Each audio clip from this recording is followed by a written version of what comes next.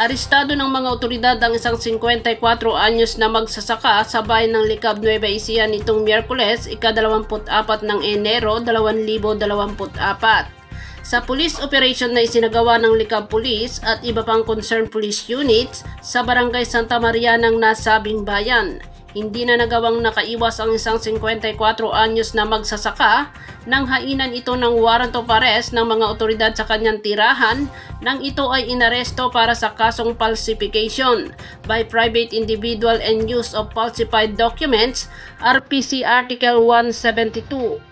Sa ilalim ng criminal case number 100939 na inisyo ni Honorable Jesus Garjola Torres, Assisting Judge, MTCC Branch 3 3rd Judicial Region, Cabanatuan City, Nueva Ecija. Halagang 36,000 piso ang inirekomendang piyansa ng korte para sa nasabing kaso ng suspect na ngayon ay nakakulong sa Licab Municipal Police Station.